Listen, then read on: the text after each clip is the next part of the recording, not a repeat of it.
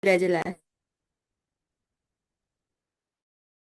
Oke, ini karena maaf agak terlambat ya, karena tadi udah masuk malah kebentar lagi. Ini sudah jam 7 lebih 7 menit. Kita mulai saja, Ge. Oke, Bu, siap.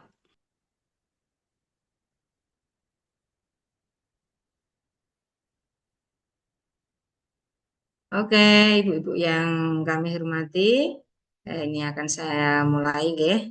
Dengar jelas, Ge? Karena, Ge. Bismillahirrahmanirrahim. Assalamualaikum warahmatullahi wabarakatuh. Waalaikumsalam warahmatullahi Waalaikumsalam wabarakatuh. warahmatullahi wabarakatuh. Selamat malam, ibu-ibu.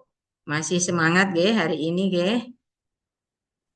Alhamdulillah masih. Bismillahirrahmanirrahim.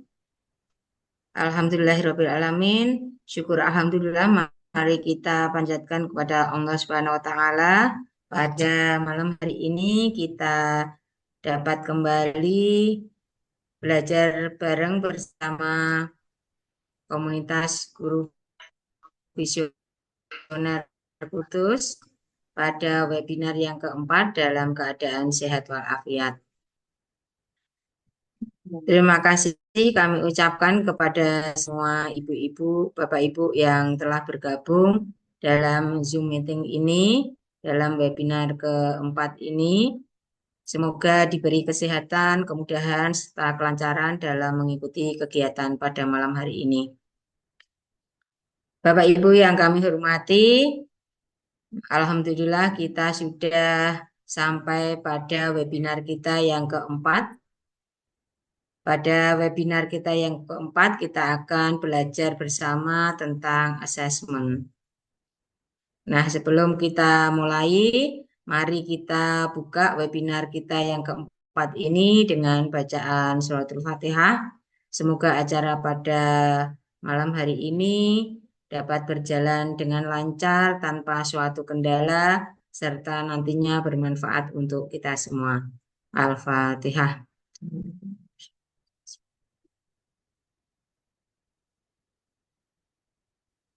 Terima kasih. Selanjutnya, kita nanti akan masuk pada materi inti yang akan disampaikan oleh narasumber kita, beliau Bu Aisyah Rofa, MPDKR. Nah, sebelum masuk materi, kita akan ice breaking 10 menit aja, biar tidak tegang-tegang untuk menghilangkan ketegangan kita sebelum kita belajar. Nah, ini kita mau ice breaking sebentar. Bapak Ibu coba ambil pensil atau ballpoint atau spidol ya yang ada di samping panjenengan semua dengan kertas ya, ambil kertas dan alat tulis. Bisa digambarkan ya, Bapak Ibu semua bisa menggambar salah satu benda ya, benda yang unik atau bermakna di kelas masing-masing. Coba digambar, nanti bisa diminta temannya untuk menebak kira-kira gambar apa. Nanti saya minta 2 atau 3 orang saja, Ge. Nah, ini saya kasih waktu menggambar sebentar. Ya, bisa dimulai menggambarnya.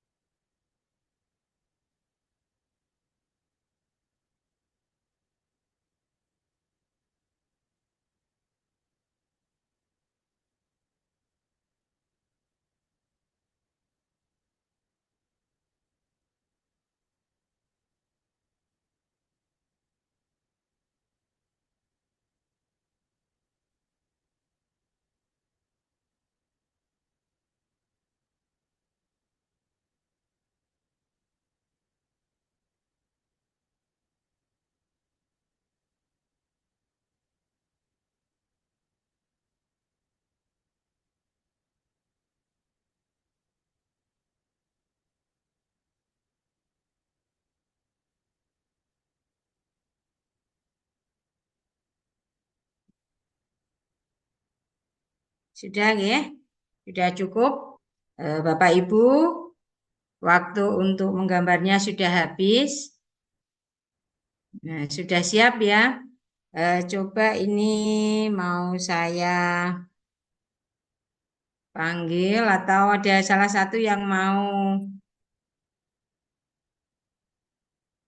memberikan tebakan untuk teman-temannya. Bu Siti Khairiyah. Selamat malam Bu Siti Khairiyah. Mic-nya boleh dibuka Bu Siti.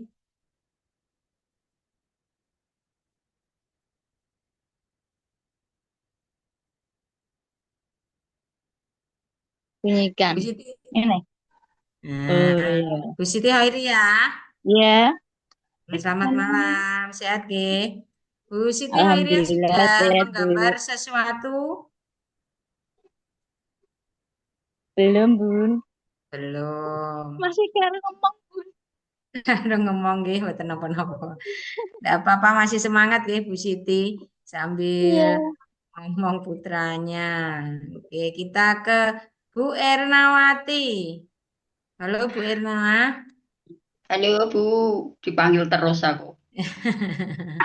Ini yang kameranya on itu Bu Erna, Bu Siti sama Bu Kustina ini. Iya, Bu Ernawati, apa kabar hari ini? Alhamdulillah baik-baik saja Bu. Alhamdulillah sehat, Ge. Bu Erna sudah menggambar? Iya, sudah. Sudah. Sudah siap ya? Eh, biar Ya, nanti coba disampaikan pada temannya, biar nanti temannya bisa menjawab. Disampaikan pada Bu Kustina. Bu Kustina, halo. Bun. Assalamualaikum. Nah, Selamat halo Bu. siap malam. siap menebak benda yang disampaikan Bu Erna, nggih? Nggih. Nggih, siap. Nah, Bu Erna, coba disampaikan kepada Bu Kustina dan teman-temannya gambar apa yang sudah benda apa yang sudah digambar Bu Erna. Oke, Nah, benda dikasih ini clue aja dua saja. Monggo Bu Erna. warnanya warna-warni, ada merah, ada hijau, ada kuning, dan lain-lain. Untuk tempat minum anak-anak. Ya, Apa itu? Gelas. Oke, benar sekali. Ya. ada punya banyak warna. Ya betul, Jelas? ya betul. Gimana Bu Erna? Sudah oh. Sudah selesai. Kenapa sekarang betul gelas ya? Oh, sekarang saya mau tanya Bu Erna, kenapa kok gambarnya gelas? Apakah ada sesuatu yang bermakna dari gelasnya Bu Erna? Ada dong, kenang-kenangan dari anak-anak. Iya. Oh, itu ceritanya Bu Kustina. Ya, Ya, bagus. beliau Ya, kenangan tersendiri, Bun. menggambar gelas karena Aduh, eh, sekarang terima kasih Bu Erna. Tepuk sama-sama.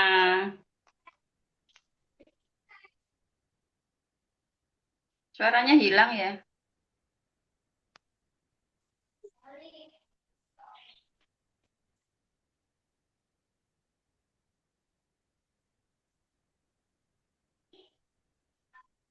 Hilang malah.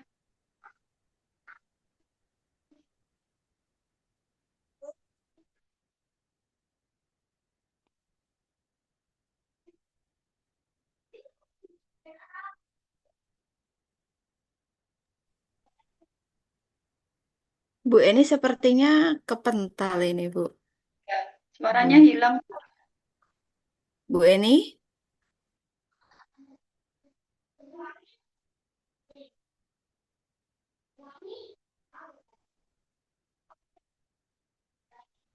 Iya, Bu Eni kepental kayaknya, Bu Ais.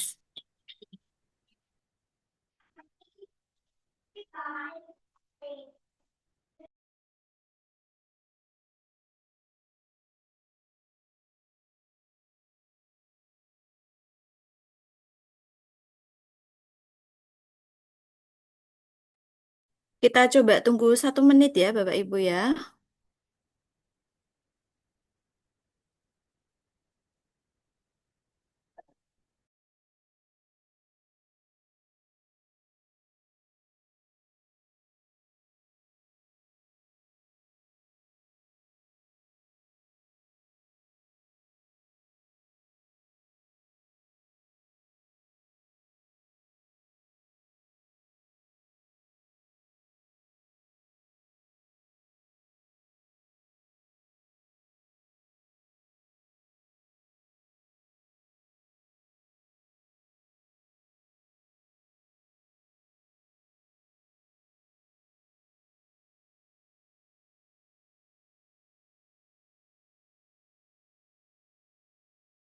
Halo Bu Ais. Halo Bu Ais. Halo Bu Ais. Ya. Iya Bu Eni, tadi Bu Eni kepental ya. Kepental terus Bu Ais. Langsung Oke. aja ya teman-teman ya. Oke, baik. Terima kasih. Ini langsung ke saya, Bu Eni. Oke.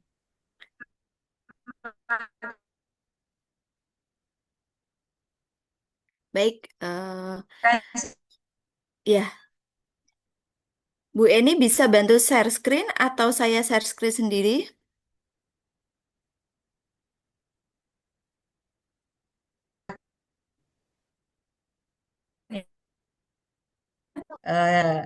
Dari materi kita kemarin, ya, ini adalah materi yang sangat penting. Kalau nanti teman-teman bisa memperhatikan, belum jelas atau mau ditanyakan lebih detail lagi, bisa nanti disampaikan kepada Bu Ais.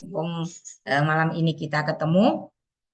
Hari ini kita akan belajar tentang assessment. Nah, apa itu assessment? Bagaimana cara membuatnya? Tekniknya apa saja? Instrumennya apa saja? Nah, ini akan kita pelajari lebih jelas lagi dan lebih detail dari Bu Aisyah Rofah, ya, dari narasumber kita pada malam hari ini. Kita akan mengupas lebih dalam lagi tentang asesmen pembelajaran mendalam.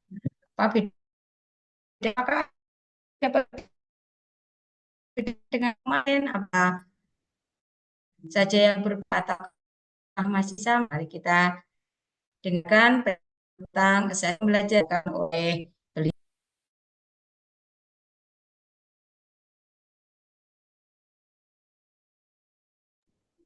Halo Bu Ais.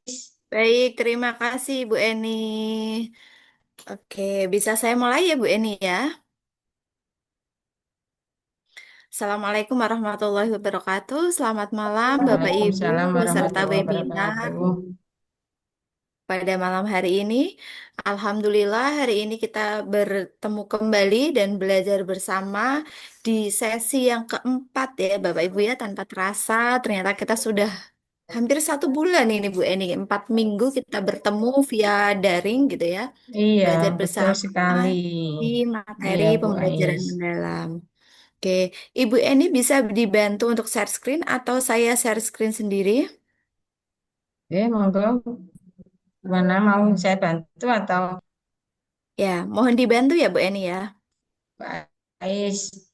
Oke, Bapak Ibu, untuk materi kita yang keempat ini adalah kaitannya dengan asesmen pembelajaran mendalam di PAUD ya. Ini nanti akan berlanjut atau berkaitan dengan perencanaan pembelajaran yang akan kita buat seperti biasa ya, bahwa dokumen perencanaan itu pasti sudah ada asesmennya.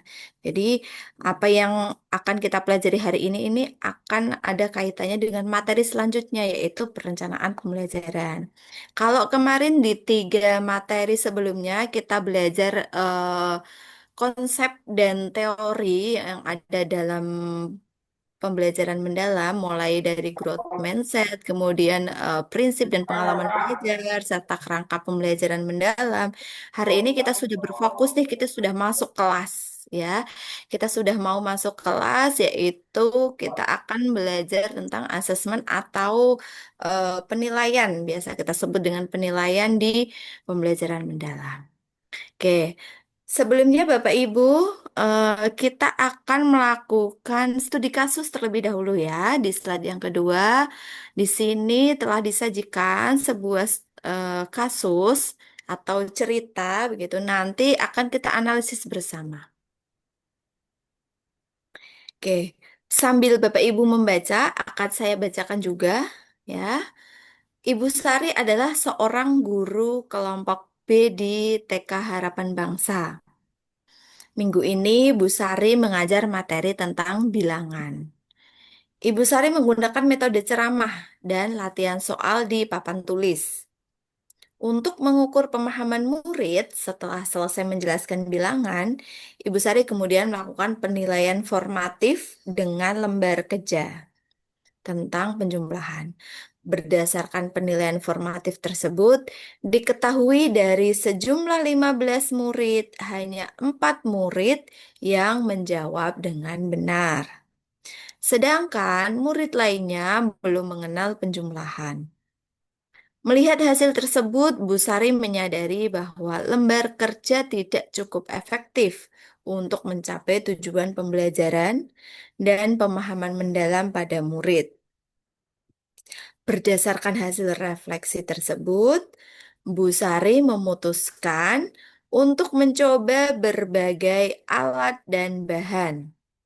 Tujuannya agar anak dapat melakukan penjumlahan secara nyata dengan benda-benda yang digunakan anak pada pertemuan berikutnya. Nah, di pertemuan berikutnya, Ibu Sari mengajak anak untuk membuat kue kesukaan tiap anak dengan berbagai alat dan bahan yang tersedia. Setiap anak diberikan kebebasan melakukan eksplorasi untuk membuat karya sesuai minatnya.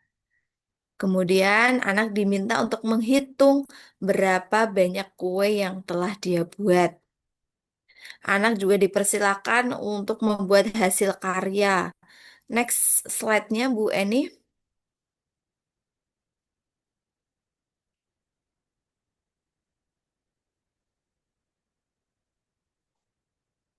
Bu Eni, ya.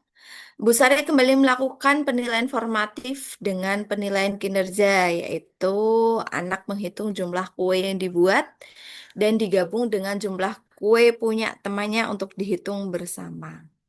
Berdasarkan penilaian formatif ini, diketahui hasil penilaian meningkat signifikan dibandingkan dengan hasil penilaian formatif sebelumnya. Kalau yang di pertemuan pertama tadi kan hanya 4 anak yang bisa menjawab dengan benar. Nah, di pertemuan kedua ini sejumlah 12 dari 15 murid mampu menyebutkan jumlah kue dengan tepat menggunakan media pembelajaran. Bahkan, murid yang sebelumnya kesulitan menjadi lebih aktif dan kritis saat menggunakan media pembelajaran daripada saat menggunakan lembar kerja. Bu Sari menyadari bahwa penilaian formatif ini bersifat berkelanjutan penting dilakukan untuk memperbaiki proses pembelajaran dan mencapai tujuan pembelajaran. Nih, silakan Bapak Ibu tuliskan di kolom chat ya. Setelah membaca cerita tadi, apa sih pendapat Bapak Ibu terhadap fungsi dari penilaian formatif dalam pembelajaran? Saya berikan waktu 1 menit, 2 menit ya untuk mengetikkan jawaban.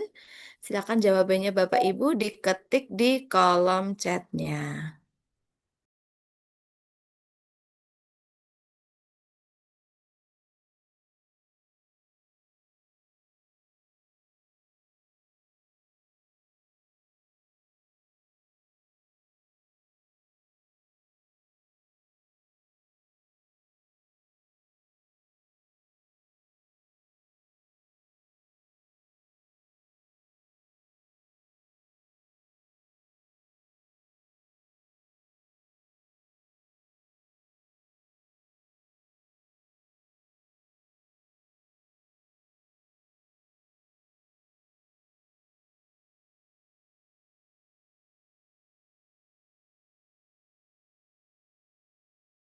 Sudah Bapak ada Ibu yang bisa, masuk, Bu. Sudah ada yang ah, jawab, Bu Ais. iya, sebentar ya. Tadi Bu Eni kepental ya. Jadi Ini kepental saya lihat. lagi. Ini sudah ada yang jawab. Ini ada Bu Ulil, Bu Oke, Siti Muslihatun, oke. Gustina. Udah pada jawab ini, Bu Ais.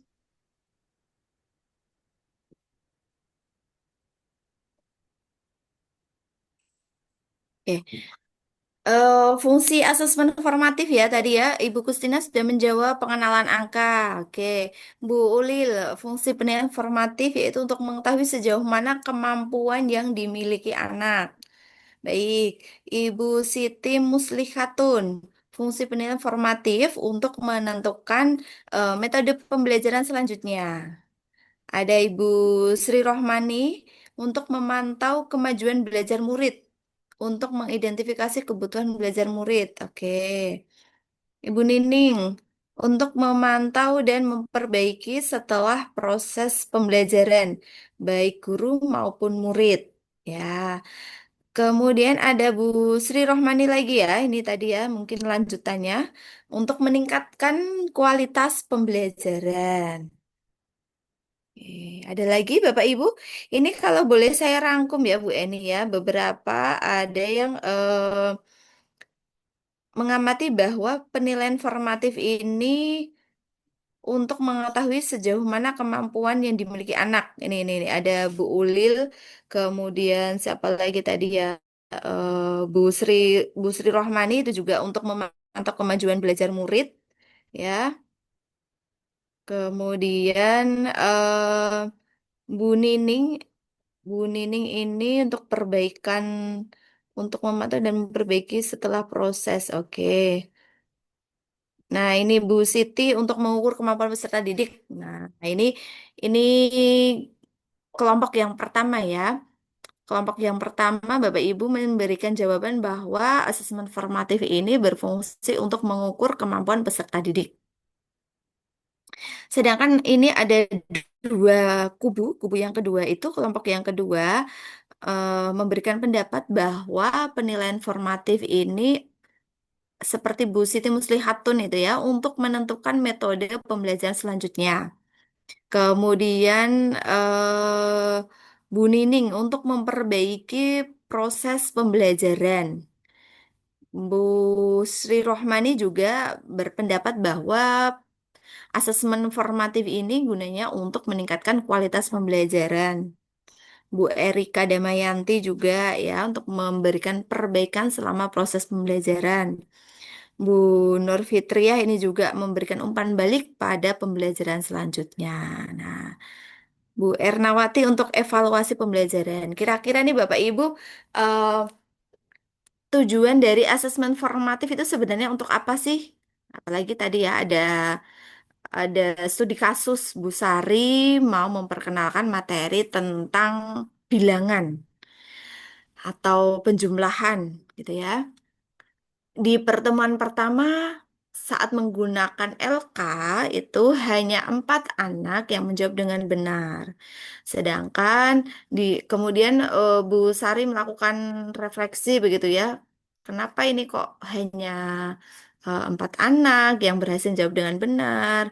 Kemudian dilakukan perbaikan di pertemuan kedua. Bu Sari ubah strateginya nih. Sekarang udah nggak pakai LK. Sekarang Bu Sari belajar mengenalkan bilangannya melalui praktek menghitung kuenya. Anak-anak diminta untuk membuat kue kesukaannya, kemudian diberikan pertanyaan-pertanyaan pemantik kepada dia, kepada anak-anak dalam membuat karya dihitung bersama-sama. Nah, ternyata setelah dilakukan penilaian atau asesmen, dari 15 anak, sudah 12 anak mampu menyebutkan jumlah kuenya dengan tepat. Nah, berarti dari studi kasus yang sudah kita baca di awal bahwa asesmen formatif ini sebenarnya adalah fungsinya untuk proses perbaikan proses pembelajaran gitu ya. Jadi kalau tadi ada beberapa teman-teman yang masih menjawab ini asesmen formatif itu untuk mengukur kemampuan peserta didik, oke benar, di situ kemampuan peserta didiknya itu diukur gitu ya. Bu Sarinya juga pengen tahu anak yang sudah bisa membilang itu berapa anak. Tapi datanya yang didapatkan ini bukan untuk mengukur ketercapaian tujuan pembelajaran. Jadi, eh, data yang terkumpul dari asesmen formatif ini dikembalikan lagi kepada guru, karena data dari asesmen formatif ini digunakan untuk memperbaiki proses pembelajaran, baik itu mungkin strateginya, metodenya, cara belajarnya, ataupun pendekatan yang dilakukan oleh Ibu Sari, oleh ibu gurunya. Oke. Nanti kita akan melihat ya untuk penjelasannya. Bisa next Bu Eni untuk asesmen dalam pembelajaran mendalam. Bapak Ibu, asesmen sendiri di dalam pembelajaran mendalam sebenarnya tidak jauh berbeda dengan kurikulum Merdeka sebelumnya. Jadi tidak ada perubahan. Masih sama gitu ya bentuknya ya. Ini coba kita lihat definisi asesmen itu sendiri menurut Permendikbud nomor 21 tahun 2022. Penilaian atau asesmen itu adalah suatu proses pengumpulan dan pengolahan informasi untuk mengetahui yang pertama adalah kebutuhan belajar dan yang kedua adalah capaian perkembangan atau hasil belajar murid.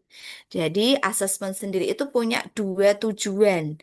Yang pertama untuk mengetahui kebutuhan belajarnya, dan yang kedua, untuk mengukur atau mengetahui capaian perkembangan atau hasil belajar murid. Inilah yang nantinya akan kita sebut sebagai asesmen formatif dan juga asesmen sumatif. Kita lanjut dulu, Bu Eni, tentang prinsip-prinsip yang ada di asesmen. Dalam pelaksanaan asesmen atau penilaian di pembelajaran mendalam ini ada beberapa prinsip yang dipegang ya, yaitu yang pertama ada prinsip berkeadilan. Maksudnya di sini dalam kita melaksanakan proses penilaian atau mengumpulkan data informasi dari anak itu kita tidak bias gitu ya.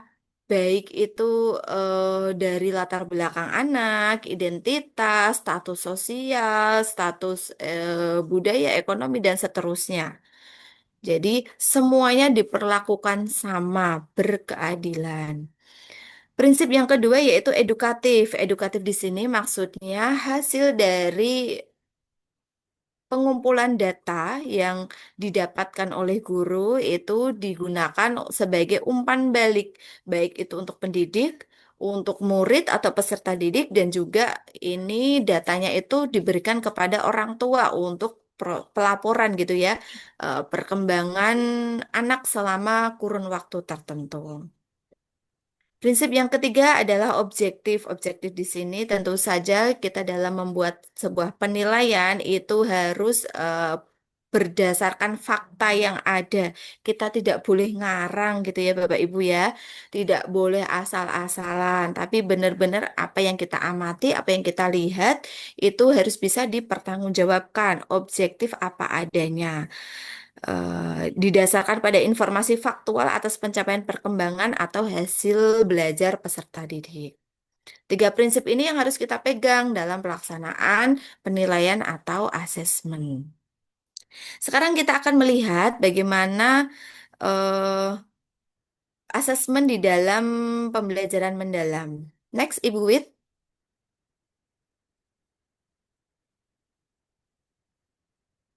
Oke, asesmen pada pembelajaran mendalam itu masih sama ya, masih seperti dulu. Ada asesmen formatif dan juga asesmen sumatif tadi, karena memang tujuannya itu ada dua.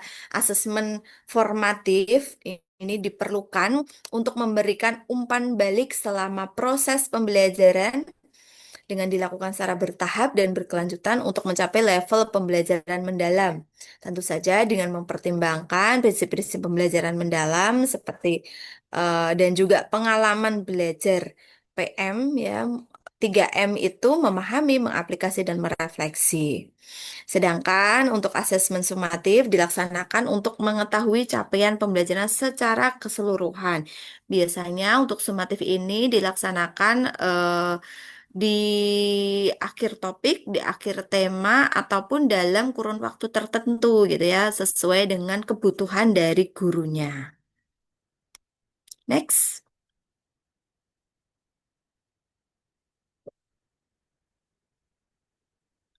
Oke, ini ya Bapak Ibu ya, asesmen dalam pembelajaran mendalam ini mendorong adanya transferable skill murid ya, yang bisa menerapkan pengetahuan, sikap dan keterampilan pada kehidupan nyata.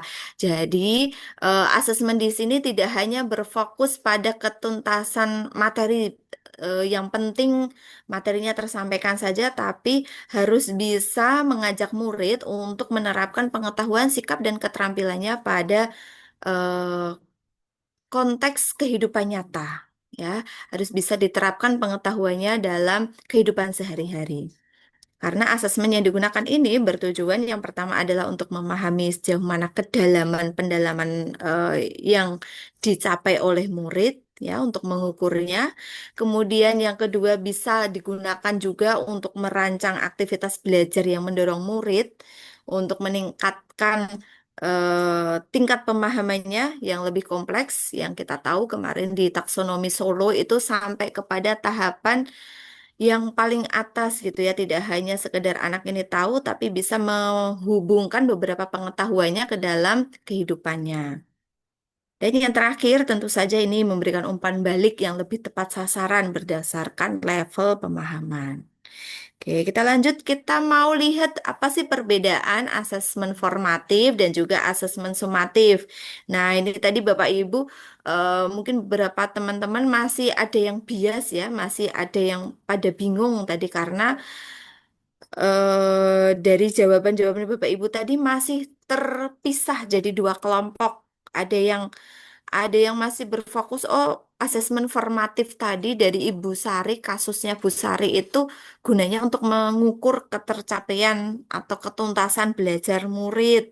Sedangkan ada kelompok yang kedua itu menyoroti bahwa asesmen formatif ini gunanya untuk mendapatkan umpan balik ya untuk perbaikan proses pembelajaran. Nah, ini coba kita amati Bapak Ibu. Asesmen formatif sebenarnya itu tujuannya untuk memberikan informasi atau umpan balik bagi pendidik dan juga murid untuk memperbaiki proses belajar. Jadi, asesmen formatif ini tidak digunakan untuk mengukur ketercapaian tujuan pembelajaran atau ketercapaian capaian pembelajaran murid kita. Asesmen formatif ini gunanya itu ada dua. Ya, ada asesmen as learning dan juga asesmen for learning. Asesmen as learning itu biasanya kita sebut dengan asesmen di awal pembelajaran. Ini gunanya untuk mengetahui kesiapan murid untuk mempelajari suatu materi dan mencapai tujuan pembelajaran yang direncanakan. Jadi, data yang terkumpul dari asesmen awal ini adalah kembali lagi ke murid. Kita akan tahu sejauh mana kemampuan awal anak, profil belajarnya, minatnya mungkin gitu ya. Dan sebelum kita masuk memberikan penguatan atau materi ajar pada hari itu, nah biasanya itu diawali dengan asesmen di awal pembelajaran atau asesmen as learning. Kemudian yang kedua, di asesmen formatif itu ada yang namanya asesmen for learning. Asesmen for learning ini dilaksanakan di dalam proses pembelajaran. Jadi pelaksanaannya itu selama Bapak Ibu mengajar di kelas.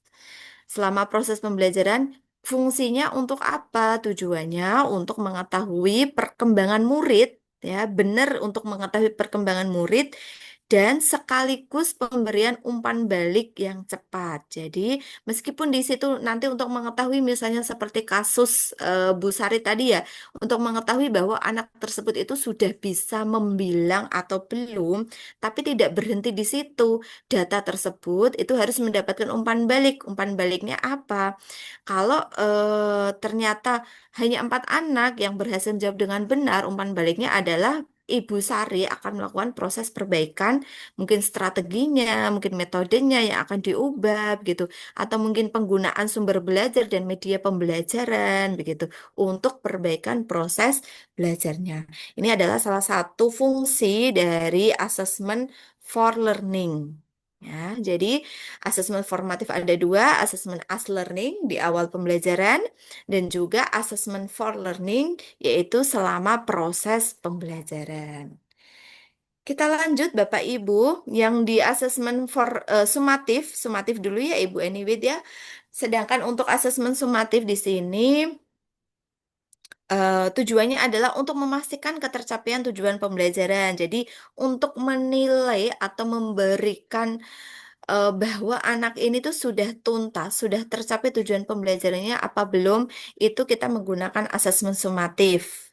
Nah, ini tentu saja kalau di jenjang yang lebih atas tidak di PAUD ya, itu bisa dijadikan bahan pertimbangan untuk melakukan penentuan kenaikan kelas dan juga kelulusan dari satuan pendidikan. Sedangkan untuk di PAUD ini tidak berlaku karena untuk kenaikan kelas dan kelulusan dari satuan PAUD ini berdasarkan kemampuan anak yang di apa ya, perkembangan kemampuan anak yang terus berlanjut. Next, Ibu Eni. Oke, asesmen dalam penerapan pembelajaran mendalam tadi masih ada dua ya, formatif dan sumatif itu diterapkan dengan penekanan pada asesmen autentik dan holistik. Autentik di sini maksudnya adalah penilaian ini harus merepresentasikan realitas kehidupan ya, konteksnya sehari-hari, berfokus pada proses dan juga produk belajar dalam konteks yang nyata dan bermakna.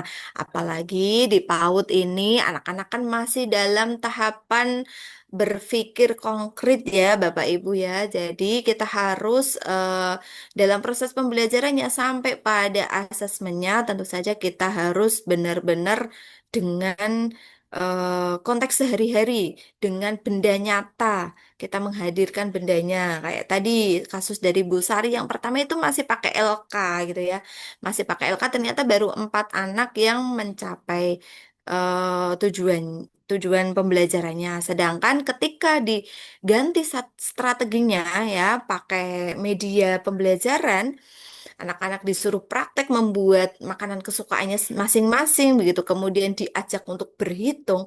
Oh, ternyata anak-anak ini semangat, antusias dan berpartisipasi aktif dan hasilnya ini sangat signifikan peningkatannya yaitu dari 15 anak bisa membilang sejumlah 12 anak. Ini pentingnya penilaian asesmen autentik ya. Yang kedua ada asesmen ini harus dilakukan secara holistik. Holistik di sini maksudnya adalah melihat secara keseluruhan aspek kemampuan anak secara utuh dan terpadu ya. Jadi tidak mengkotak-kotakan baik itu pengetahuan, keterampilan, sikap dan seterusnya. Jadi ini harus terintegrasi holistik menyeluruh bahwa kemampuan anak ini harus didasarkan pada ketercapaian tujuan pembelajaran. Next, Ibu Eni. Oke, ini contoh beberapa instrumen yang bisa Bapak Ibu gunakan untuk penilaian formatif dan juga penilaian sumatif. Ya, ada asesmen as learning, ada asesmen for learning, ada asesmen of learning. Contoh dari asesmen as learning atau biasa kita sebut sebagai asesmen awal tadi ya di awal pembelajaran. Bisa menggunakan jurnal reflektif, bisa menggunakan self assessment, bisa menggunakan peer assessment atau penilaian sesama teman, atau bisa juga dengan menggunakan checklist kemajuan belajar atau yang paling sederhana bisa Bapak Ibu gunakan pertanyaan-pertanyaan pemantik atau bisa dengan teknik-teknik misal pakai kuis atau memberikan apa ya sedikit tantangan begitu ya kepada anak-anak untuk menjawab pertanyaannya secara lisan. Karena kalau anak-anak PAUD ini kan belum bisa ngisi tes tertulis ya. Jadi kita akomodir ya kemampuan anak ini melalui teknik-teknik yang lain, melalui instrumen asesmen yang lain yang lebih dekat dengan anak gitu. Selanjutnya ada assessment for learning. Nah, ini contohnya Bapak Ibu bisa menggunakan peta konsep, umpan balik formatif, observasi, dan lain sebagainya. Kalau di PAUD itu ada teknik observasi, kinerja, portofolio, hasil karya, dan seterusnya. Kemudian untuk assessment of learning atau penilaian sumatif, contohnya adalah ada tes lisan, tes tertulis, laporan, penilaian proyek, portofolio, dan lain sebagainya. Untuk instrumen sendiri, Bapak Ibu bisa Bapak Ibu gunakan baik itu di penilaian formatif maupun di penilaian sumatif. Hanya saja untuk penilaian formatif ini sifatnya adalah grouping begitu ya, atau secara umum satu kelas itu secara umum hasilnya. Misal kayak tadi kasus Bu Sari ya, yang dituliskan dalam asesmen formatifnya hanya dari 15 anak, ternyata 12 anak ini sudah mencapai tujuan pembelajaran, sudah bisa membilang. Sedangkan nanti ketika Bapak Ibu menggunakan instrumen yang sama untuk penilaian sumatifnya, maka itu harus tulis ya, harus dinilai secara individual. Artinya satu anak adalah satu instrumen gitu. Lanjut, ini mengapa sih kita perlu mengutamakan asesmen formatif dalam pembelajaran mendalam? Silakan Bapak Ibu boleh memberikan pendapatnya di kolom chat atau nanti akan saya pilih begitu ya, satu atau dua untuk open mic. Monggo saya berikan waktu 1 atau 2 menit ya.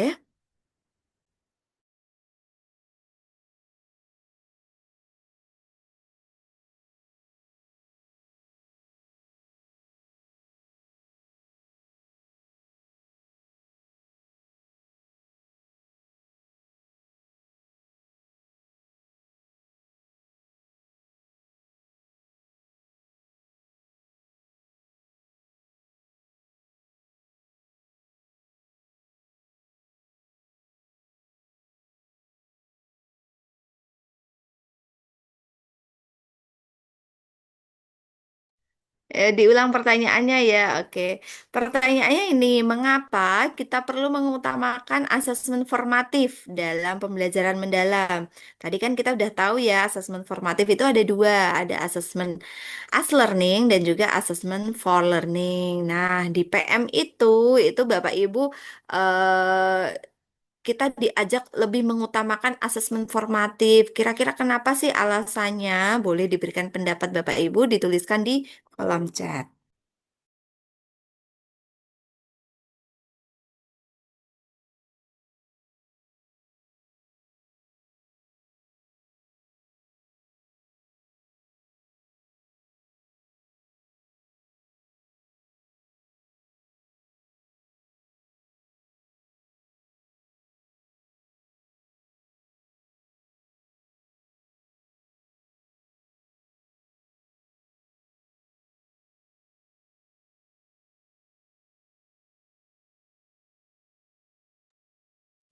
Ini ada Ibu Siti Muslihatul sudah memberikan pendapatnya karena dengan asesmen formatif kita bisa membuat pembelajaran yang lebih baik ke depannya. Oke. Bu Sri Rohmani ya untuk mengidentifikasi kebutuhan belajar murid, mengembangkan kemampuan murid. Baik. Kemudian Bu Nining untuk mengetahui apakah metode strategi pendekatan yang kita gunakan sudah sesuai dengan tujuan pembelajaran atau belum. Oke, Bapak Ibu yang lain masih saya tunggu ya. Pendapatnya boleh diketikkan di kolom chatnya.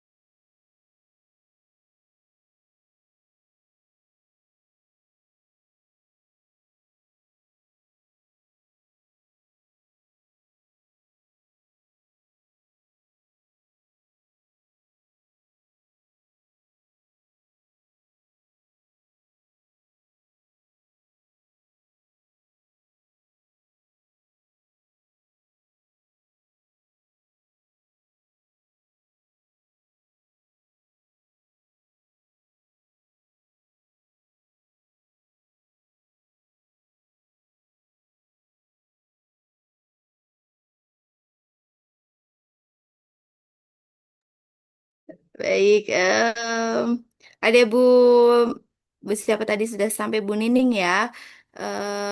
Dari Bu Nur Rahmawati ya. Mengapa kita perlu mengutamakan asesmen formatif dalam pembelajaran mendalam? Nih, jawabannya adalah karena memberikan informasi berharga untuk meningkatkan proses belajar mengajar. Bu Ernawati untuk mencapai tujuan pembelajaran yang maksimal sesuai kemampuan anak. Ya, iya Bu Hani baru bergabung, tidak apa-apa. Pertanyaannya ada di ini ya, yang di share screen ya. Mengapa kita perlu mengutamakan asesmen formatif dalam pembelajaran mendalam? Ya ini ada Bu Wuwuh, mendorong pemahaman yang mendalam, bukan sekedar hafalan, memberikan umpan balik yang cepat dan bermakna, kemudian membuat guru dan siswa lebih reflektif. Oke. Bu Sri Rohmani untuk memberikan informasi kepada guru untuk efektivitas pembelajaran. Ibu Lina, baik, karena melibatkan siswa dalam proses penilaian melalui refleksi diri, lebih berfokus pada proses dan pemahaman, bukan sekedar hasil akhir. Bu Erika ini juga ya menyampaikan pendapatnya bahwa karena dengan asesmen formatif ini dapat membantu guru untuk mengetahui tingkat penguasaan materi yang disampaikan sehingga dapat memperbaiki pembelajaran berikutnya. Ibu Faiza dari Aba 11 ini ya untuk melihat ketercapaian dan kesiapan belajar anak untuk memberikan umpan balik bagi murid dan guru. Bu Filza meningkatkan motivasi belajar siswa dan meningkatkan keterlibatan proses belajar siswa. Ini Bapak Ibu, Alhamdulillah ya luar biasa baru satu kali pertemuan ternyata sudah menangkap poinnya ya. Jadi memang salah satu fungsi dari asesmen formatif ini adalah nanti Bapak Ibu mendapatkan umpan balik dan juga informasi gitu ya untuk perbaikan proses pembelajaran. Nah, mengapa dalam pembelajaran mendalam ini kok menitik beratkan pada asesmen formatif dibandingkan asesmen sumatif? Bukan berarti tidak penting ya asesmen sumatif ya, tapi eh, kita diharapkan tidak hanya berfokus pada hasil akhir. Nah, ini tadi ya Bu Siti Hoiriah ya, karena lebih fokus pada perkembangan belajar siswa bukan sekedar hasil. Benar sekali ya.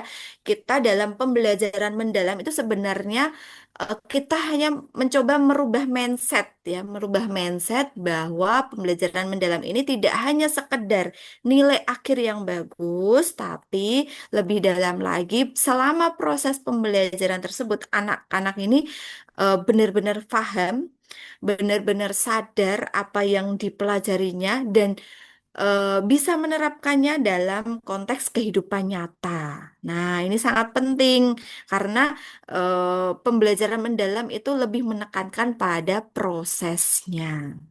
Gitu ya, Bapak Ibu. Terima kasih Bapak Ibu yang sudah memberikan pendapatnya di kolom chat. Ini ada Bu Rofia untuk memberikan umpan balik dan memantau kemajuan peserta didik dalam proses pembelajaran. Oke. Bu Hani nih yang baru bergabung juga sudah memberikan pendapatnya untuk refleksi pembelajaran sehari-hari dengan teknik observasi.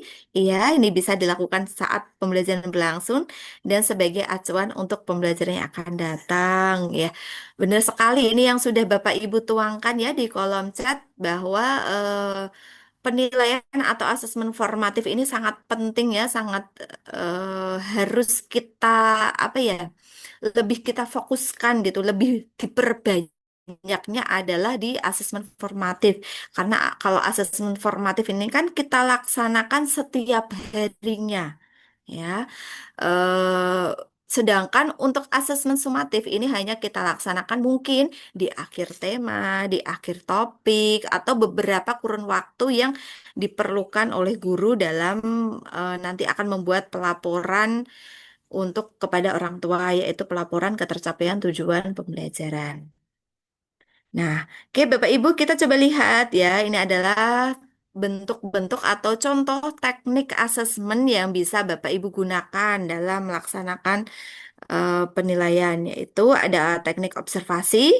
Nah, ini kita sudah familiar ya untuk teknik observasi, yaitu dengan pengamatan langsung. Kemudian ada teknik project. Project di sini tentu saja tingkat kesulitannya karena kita di jenjang PAUD disesuaikan dengan usianya gitu ya projectnya. Proyek ini asesmen terhadap serangkaian aktivitas terencana yang menghasilkan sebuah produk tertentu. Nah, proyek sendiri ini itu bisa berupa proyek besar ataupun juga proyek kecil. Kalau proyek yang kecil itu idealnya bisa diselesaikan dalam waktu 1 hari selesai begitu. Sedangkan untuk proyek yang besar ini harus diselesaikan dalam beberapa kali pertemuan atau beberapa hari. Kemudian ada tes lisan ya, ini memberikan pertanyaan atau menanyakan kepada anak langsung untuk menilai pemahaman murid secara langsung melalui komunikasi verbal. Kemudian ada juga teknik kinerja. Teknik kinerja itu kalau dulu itu kita kenal dengan unjuk kerja begitu ya, yaitu cara kita menilai kemampuan murid melakukan sesuatu tugas atau aktivitas nyata, praktik begitu. Ini bisa menggunakan teknik kinerja. Kemudian ada teknik tes tertulis, tadi ya bisa pakai LK, pakai pilihan ganda, isian, atau mungkin alat bantu yang digunakan untuk menilai pemahaman suatu konsep atau materi dari peserta didik atau murid kita. Kemudian ada juga teknik penugasan ini dengan cara memberikan tugas secara individu ataupun bisa juga kelompok kepada anak-anak sebagai bentuk dari latihan atau penguatan proses pembelajaran. Ada juga penilaian diri atau self assessment. Ini tadi anak diminta untuk memberikan penilaian terhadap hasil karya atau pekerjaannya sendiri. Tapi tentu saja karena kita di jenjang PAUD, bentuk penilaian dirinya ya tidak serumit dengan jenjang yang di atasnya. Jadi penilaian dirinya bisa dengan kita memberikan satu pertanyaan saja. Menurut kamu ini sudah sesuai apa belum? Sudah pas apa belum? Kurangnya di mana dan seterusnya. Ini salah satu bentuk teknik asesmen berupa penilaian diri. Tapi kalau di PAUD itu menggunakan gurunya ya yang menanyakan kepada anak.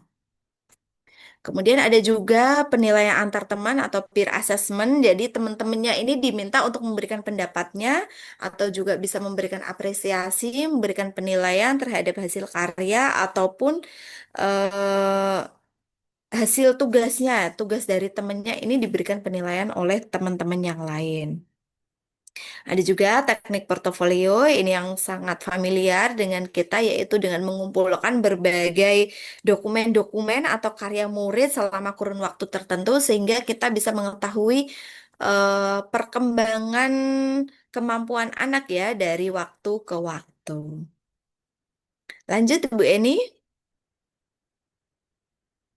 Ini ada beberapa catatan yang saya ambil dari PPA ya, dokumen PPA yaitu Panduan Pembelajaran dan Asesmen,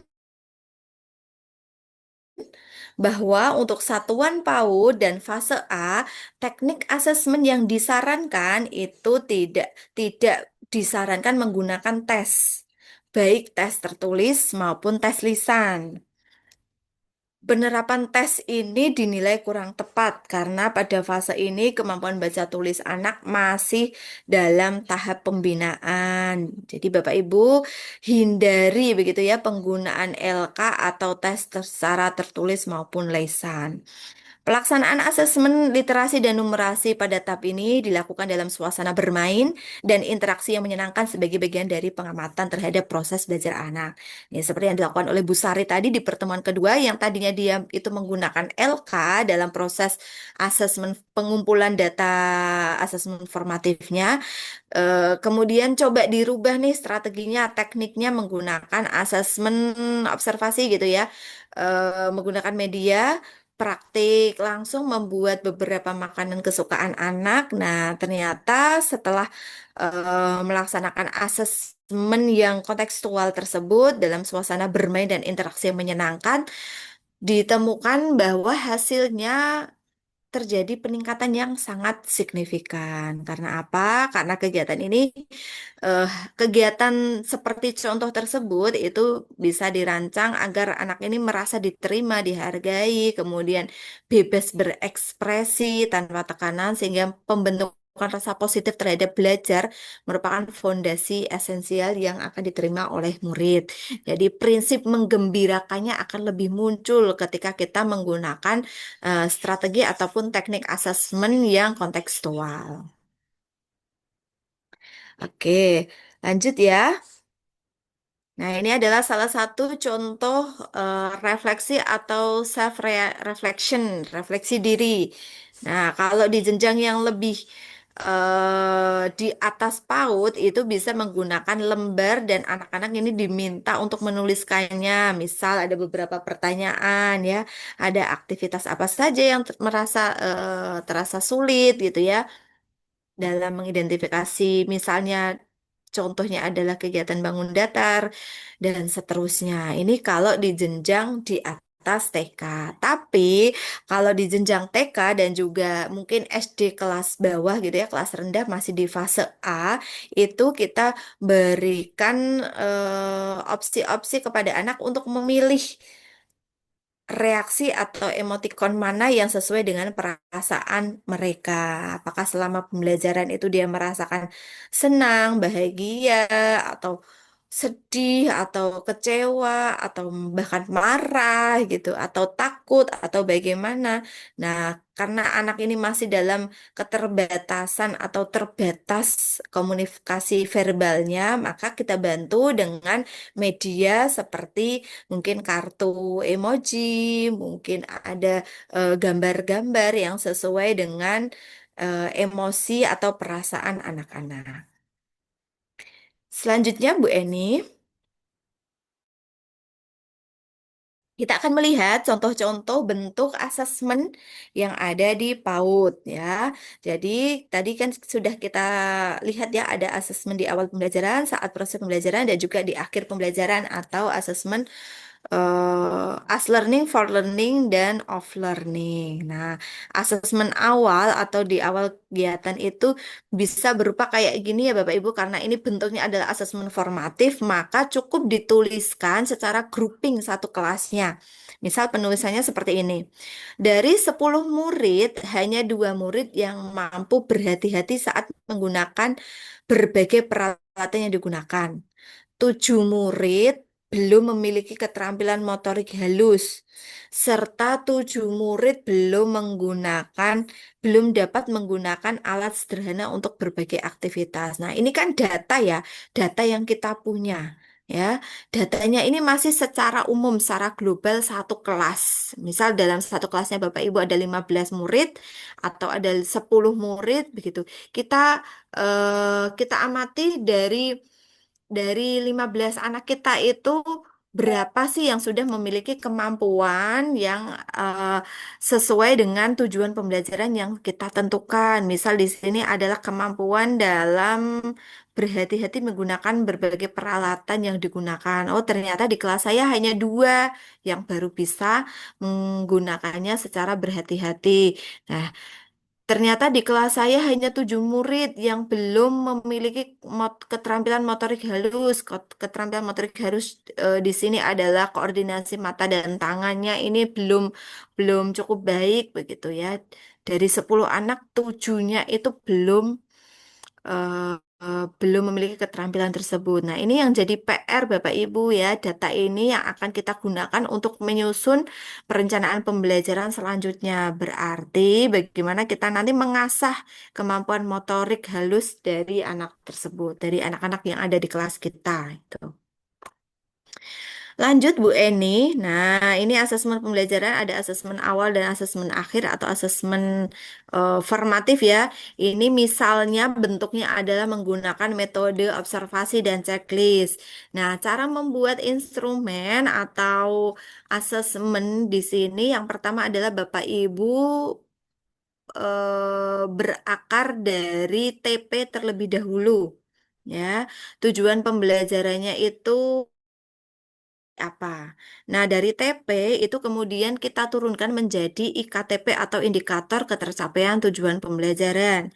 Misal ya, tujuan pembelajarannya adalah murid menerapkan tindakan yang mendukung keselamatan diri. Kriteria ketercapaiannya bagaimana? kriteria yang ditentukan adalah misal ya, murid dapat menyebutkan cara mendukung keselamatan diri. Bapak Ibu, untuk TP ini sendiri sudah ada panduan dari kementerian ya, contoh panduan alur tujuan pembelajaran fase fondasi itu bisa Bapak Ibu download, nanti ada di dokumen rujukan kurikulum. Namun yang terakhir rilis itu tahun 2024. Untuk tahun 2025 ini belum ada rilis yang terbaru lagi. Jadi kita pakai yang terakhir saja. Nanti jika panduan yang 2025 sudah terbit, sudah rilis, maka kita gunakan panduan yang terbaru begitu ya. Kalau TP-nya itu sudah dibantu oleh pemerintah, oleh kementerian, sudah dibantu dikasih contoh dan boleh kita menggunakan sama persis atau kita mengembangkan sendiri atau bisa juga kita adopsi begitu ya, kita ATM itu juga boleh. Tapi untuk kriteria ketercapaian atau indikator ketercapaian pembelajaran ini gurunya harus membuat sendiri. Karena apa? Karena gurunya nih yang tahu kemampuan anaknya. Saya punya kriteria, misalkan tadi ya tujuannya adalah anak bisa menerapkan tindakan yang mendukung keselamatan diri. Saya punya kriteria anak ini bisa tuntas pembelajarannya, sudah tercapai tujuan pembelajarannya kalau murid bisa menyebutkan cara mendukung keselamatan diri. Nah, ini adalah salah satu contohnya. Satu TP ini bisa Bapak Ibu kembangkan, boleh menjadi satu kriteria, boleh jadi dua kriteria, tiga kriteria, dan seterusnya sampai Bapak Ibu merasa ini cukup penting begitu ya dalam mencapai tujuan pembelajaran. Nih, coba kita lihat contoh yang kedua, ada TP yang kedua yaitu murid melakukan gerakan masih di situ Bu Eni ya, di situ ada murid melakukan gerakan motorik halus yaitu koordinasi mata dan tangan. Nah, kriterianya apa? Ini gurunya yang menyusun kriteria di sini.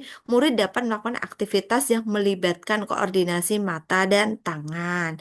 Berarti anak ini dianggap sudah bisa mencapai tujuan pembelajaran ketika murid itu bisa melakukan aktivitas yang melibatkan koordinasi mata dan tangan, mungkin menggunting, mungkin melakukan pemasangan gitu ya, memasangkan atau apa itu yang diminta oleh gurunya. Yang jelas ini melibatkan koordinasi mata dan tangan. Kata kuncinya di sini. Coba kita lihat untuk tujuan pembelajaran yang ketiga, itu ada murid memahami fungsi alat dan memudahkan aktivitas dalam kehidupan sehari-hari. Kriterianya apa? Kriteria yang ditetapkan oleh gurunya, murid dapat menyebutkan fungsi dari alat sederhana dalam kehidupannya. Bapak Ibu, Ibu Eniwit, bisa minta Ya, Bu tolong Ais. dibantu untuk menampilkan IKTP yang sudah kita buat ya, Ibu Wida. Jadi Bapak Oh Ibu, ya, karena TP-nya ini itu sudah ada panduannya dari kementerian, namun indikator ketercapaian pembelajaran ini harus dikembangkan sendiri oleh guru, maka kemarin kami di komunitas berusaha untuk mengembangkan indikator ketercapaian tujuan pembelajaran dari TP-TP yang sudah ada. Jadi nanti Bapak Ibu ketika menyusun atau membuat instrumen asesmen ini akan lebih mudah begitu dalam TP saja tapi harus menentukan indikatornya seperti apa. Bisa ditampilkan Bu Eni?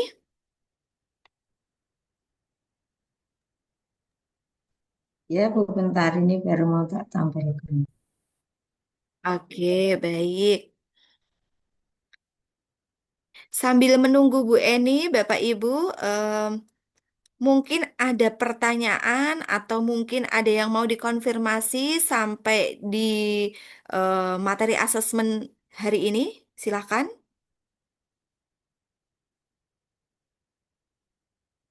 Boleh kita kasih kesempatan boleh raise hand atau mungkin yang belum mau untuk raise hand boleh dituliskan di kolom chat ya.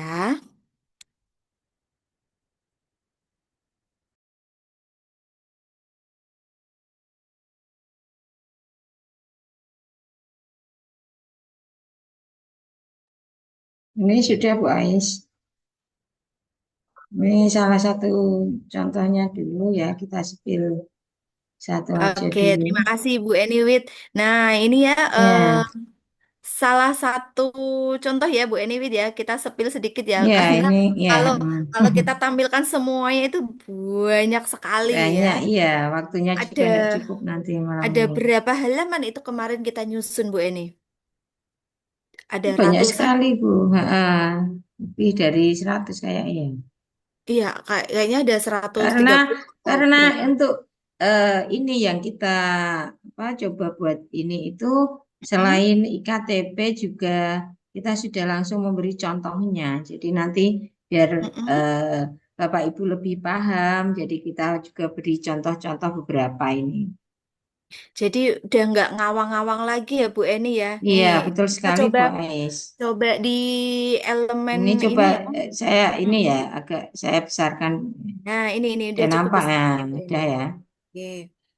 Coba kita lihat ya Bapak Ibu, ini salah satu contoh saja. Jadi kita ambil di elemen dasar-dasar literasi, matematika, sains, teknologi, rekayasa, dan seni gitu ya. Jadi kita kan ada tiga ya, ada NAB, ada nilai agama budi pekerti, kemudian ada jati diri, dan ini di elemen yang terakhir yaitu dasar-dasar literasi, matematika, sains, teknologi, rekayasa, dan seni. Di elemen ini eh, diturunkan menjadi sub-elemen. Nah, sub-elemen ini di sini tertulis murid mampu menyebutkan alasan, pilihan, atau keputusannya, kemudian mampu memecahkan masalah sederhana, serta mengetahui hubungan sebab akibat dari suatu kondisi atau situasi yang dipengaruhi oleh hukum alam. Wah, ini kalau kalau suruh bayangke itu saya juga berhayal gimana ya hukum alam itu seperti apa gitu. Nah, alhamdulillah ini coba kita terjemahkan ke bahasa yang lebih aplikatif ya, yang gampang diterapkan di kelas. Kita turunkan menjadi subelemen yaitu murid mengeksplorasi peristiwa terkait alam dan di lingkungan sekitarnya. Kira-kira IKTP dari satu tujuan pembelajaran ini ternyata kemarin itu bisa kita breakdown menjadi 6 ya Bu Eni ya. Kali Bisa Bu Ais, menjadi nih banyak ya. sebenarnya ada banyak, bisa sampai ada yang sampai 10 bahkan ya. Terus Bisa, ada yang 5 juga. Nah, karena ini aja indikator dari mm-mm, satu, tapi ini sudah banyak berapa ini? Satu, dua, 6. tiga, empat, enam ini aja enam. Iya, Ini yang enam di itu sebagian masih keprop ini lebih dari enam kok. Iya, bisa kita kembangkan lagi ya sebenarnya Mm-mm. kalau kita mau tambahkan ya. Jadi dari satu TP saja, yaitu murid mengeksplorasi peristiwa terkait alam di lingkungan sekitarnya, itu bisa kita turunkan Bapak Ibu. Kita bisa kasih indikator ketercapaiannya itu bahkan sampai 5, 6, 7, bahkan sampai 10 begitu ya. Yang lebih aplikatif, contohnya di sini, ini yang pertama ya. Yang pertama itu seperti apa? Murid bisa mengamati fenomena alam yang terjadi di lingkungan sekitar dengan rasa ingin tahu. Nih langsung kita berikan contoh perilakunya juga. Contohnya seperti apa? Murid bisa mengamati perubahan cuaca dari cerah menjadi mendung. Kemudian anak karena tadi indikatornya adalah ada rasa ingin tahu, maka selain anak bisa mengamati perubahan cuaca dari cerah menjadi mendung, itu juga anak bisa mengungkapkan dengan bertanya, mengapa sih awan kok bisa berubah warna?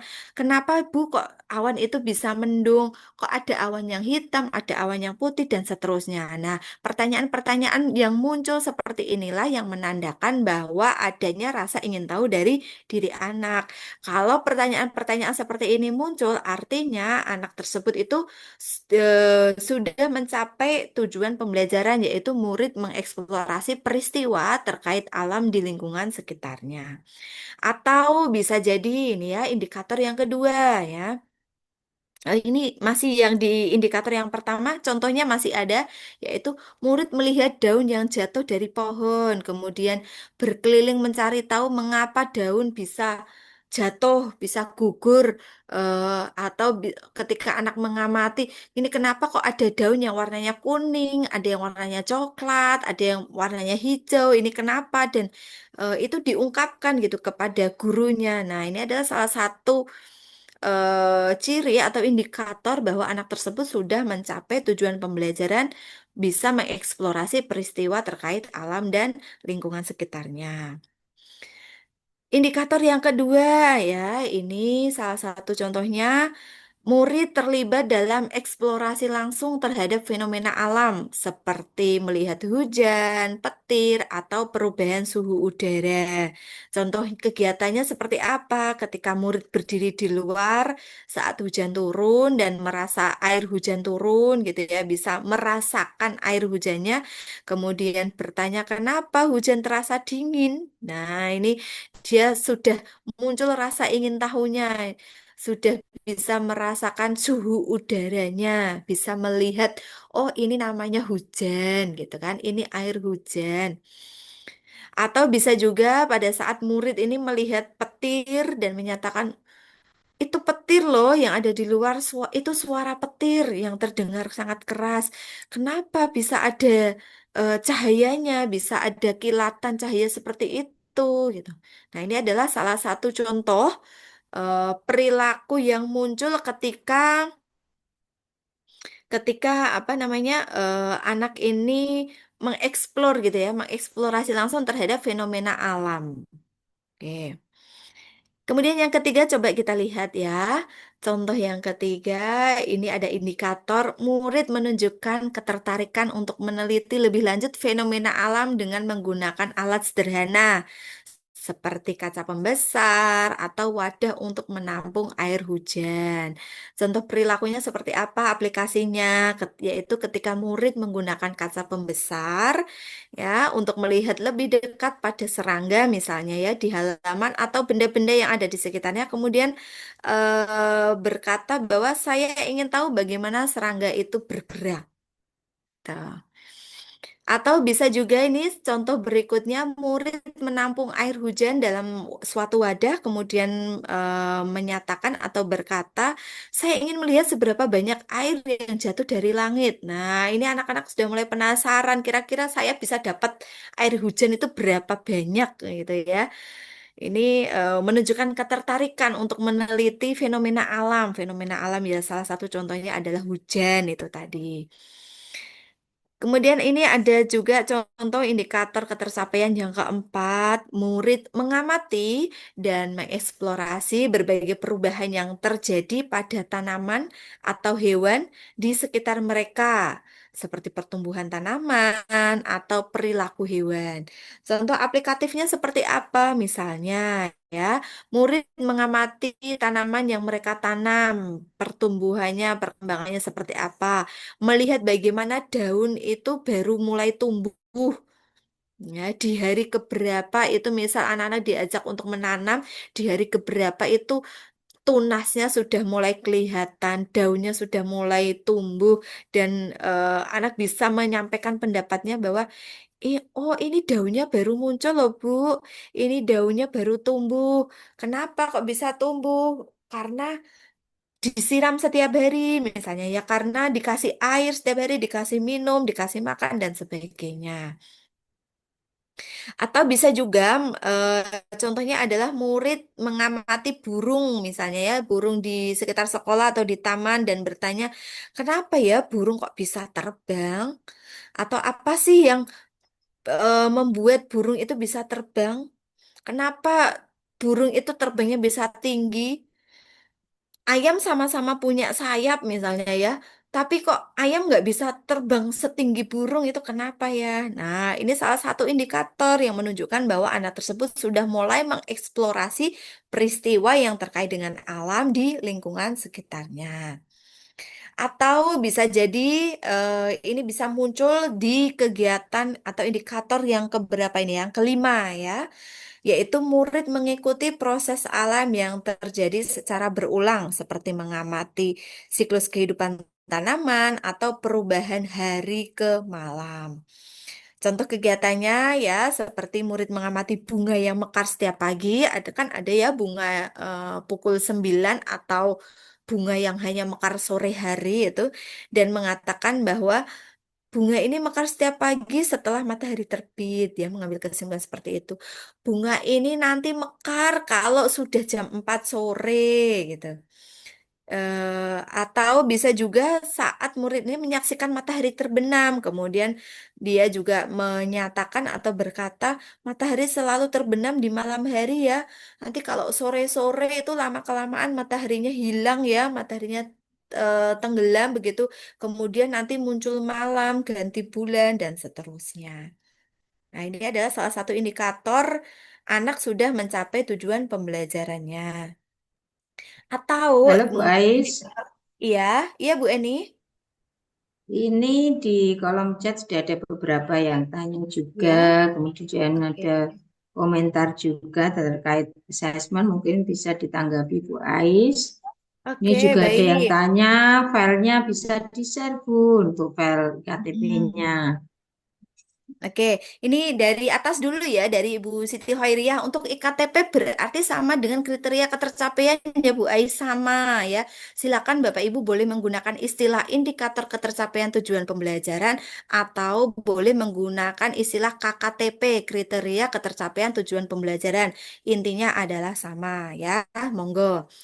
Kemudian Bu Erna, Bu nanya apakah asesmen digunakan untuk semua anak atau setiap hari berapa anak fokusnya? Nah, ini tadi ya Bapak Ibu ya.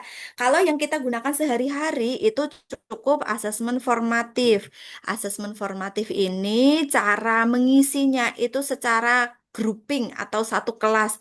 Misal ya, hasil pengamatan tadi seperti Bu Sari bahwa satu kelas dari 15 anak ternyata baru 4 yang mencapai tujuan pembelajaran. Ini ada asesmen formatif. Kalau kita mau melaksanakan asesmen sumatif itu harus per anak satu per satu. Jadi diamatinya satu per satu. Makanya untuk asesmen sumatif ini biasanya kita bagi dilaksanakan selama berapa hari. Misal kita punya 15 anak, kita bagi selama seminggu gitu ya, 5 hari kerja. Mungkin satu hari kita bisa mengamati fokus pada 3 anak saja. Sehingga semua anak ini teramati dengan jelas sesuai dengan tujuan pembelajarannya. Gitu. Bu Erna sudah, kemudian Bu Ulil filenya bisa di-share, Bu. Ya, nanti Bapak Ibu yang berkenan atau berminat untuk memiliki filenya ini karena memang ini kita mengembangkan sendiri untuk IKTP-nya, nanti silakan boleh chat ke admin yang ada di grup ya, Bapak Ibu ya. Oke. Terus Bu Hani, Bu Ais, maaf untuk KTP yang sudah ada, apakah langsung bisa digunakan dalam asesmen? Bisa Bapak Ibu. Tadi kan kita kalau yang dari kementerian itu kan baru sampai pada ATP ya, pada TP-TP yang disusun menjadi ATP. Nah, kemarin itu dari komunitas karena kita terus terang di apa ya, keterbatasan kita gitu ya dalam menyusun asesmen itu kan harus ada kriteria ketercapaian tujuan pembelajaran. Oleh karena itu, kita belajar bersama-sama, kita mengembangkan bareng-bareng di komunitas, yaitu membuat indikator ketercapaian tujuan pembelajaran. Nah, ini nanti yang akan kami gunakan di lembaga kami masing-masing untuk membuat asesmen, karena ini ya lumayan membantu ya, karena kita hemat, hemat, hemat mikir gitu, nggak usah mikir lagi, tinggal nanti disesuaikan saja kira-kira indikator mana yang sesuai dengan kegiatan kita. Oke, Bu Faizah, untuk asesmen harus dibuat semua, Bu. Dari observasi, unjuk kerja, penugasan hasil karya, atau boleh milih salah satu. Untuk instrumennya silakan gunakan salah satu saja, Ibu. Kalau sudah pakai observasi, ya cukup observasi saja. Sudah pakai unjuk kerja, sudah cukup unjuk kerja saja. Yang harus ada semua itu adalah asesmen formatif dan asesmen sumatif. Jadi nanti ditentukan nih formatifnya mau pakai teknik apa, kemudian sumatifnya mau teknik apa, itu ditentukan terlebih dahulu. Nah, pertanyaan yang kedua dari Bu Faiza, asesmen sehari untuk semua anak ataukah boleh kayak dulu sehari diambil tiga? Nah, ini tadi ya sama pertanyaan seperti yang di atasnya, seperti Bu Ernawati. Kalau untuk formatif, semuanya ya Bapak Ibu ya, jadi kita menilainya itu secara global, satu kelas itu langsung begitu. Itu yang sehari-hari kita laksanakan. Sedangkan untuk asesmen sumatif nanti bisa kita bagi sesuai dengan kemampuan atau kondisi di sekolah atau kelasnya masing-masing. Mungkin sehari bisa dua, bisa tiga, atau mungkin yang bisa sampai empat ya monggo kerso disesuaikan saja, ngoten nggih. Ibu Nining bisa memilih formatif itu kelompok, kalau individu itu sumatif. Iya benar, ini kesimpulan dari Bu Nining ya. Berarti Bu Nining sudah nangkep ya bahwa asesmen formatif itu dilakukan secara berkelompok atau dalam satu kelas gitu. Cukup kita mengumpulkan data dalam satu kelas tersebut yang sudah mencapai tujuan pembelajaran itu berapa, yang belum itu berapa. Sedangkan untuk asesmen sumatif itu untuk menilai anak secara individu, untuk mengukur ketercapaian tujuan pembelajarannya secara satu persatu personal begitu ya, satu anak satu anak begitu. Oke Bu Eni, Ya, halo halo Bu Bu Eni. Ais. Oke Bu Eni masih ya. Kita Oke, lanjutkan lagi. kita lanjutkan ya, boleh. Tadi IKTP sudah, untuk ini materinya sepertinya sudah Bu Eni, tinggal beberapa saja. Oke ya, boleh deh kita tampilkan, masih ada dua slide tadi ya. Ya, sampai selesai dulu ya Bu, nanti kita lanjut Ya. untuk sesi tanya jawab. Oke, Oke Bu baik. Ada di Ais. slide 18 kalau nggak salah Oke, tadi ya. siap.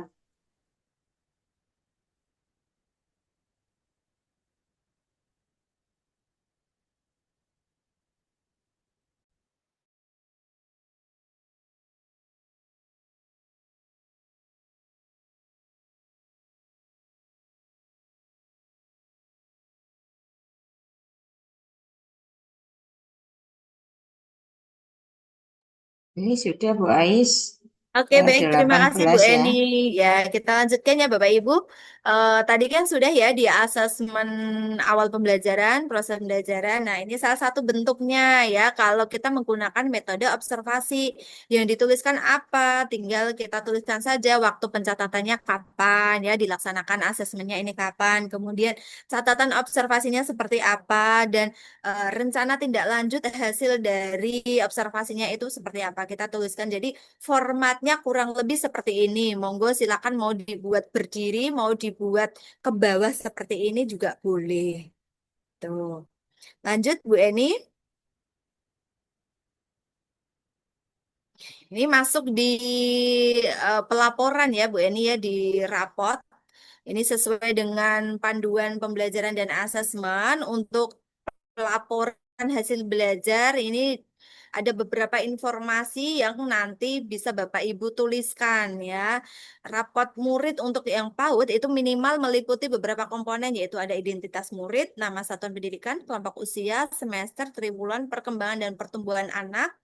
Kemudian ada deskripsi perkembangan capaian pembelajaran. Ini yang biasanya kita formatnya itu tabel-tabel begitu ya. Ada 3 elemen. Kemudian deskripsi capaian kokurikuler dan juga ada kolom refleksi orang tua. Ini tidak ada perubahan untuk bentuk rapotnya. Hanya saja nanti bedanya adalah di pelaporan kokurikuler. Kalau kokurikulernya ini dilaksanakan secara terintegrasi dengan intrakurikuler, maka tidak perlu ada kolom capaian kokurikuler. Sedangkan Sedangkan kalau kita melaksanakan kokurikulernya ini terpisah dari intrakurikuler, maka harus dibuatkan kolom tersendiri di bawahnya. Lanjut, Ibu Eni.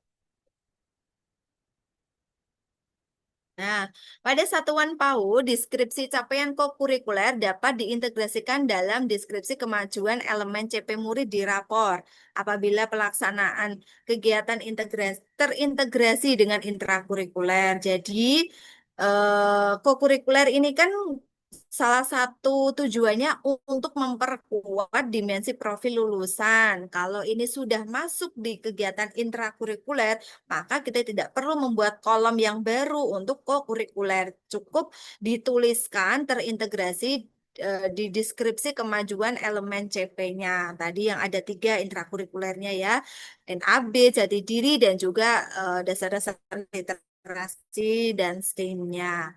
Sedangkan untuk deskripsi capaian kurikuler dimasukkan ke dalam elemen CP yang paling terkait dengan dimensi profil lulusan yang dipilih. Jika satuan PAUD membuat kegiatan kokurikulernya terpisah tadi ya dengan intrakurikuler, maka dapat dibuatkan kolom kokurikuler tersendiri di rapor. Ini catatan dari panduan pembuatan pelaporan kepada orang tua atau rapor.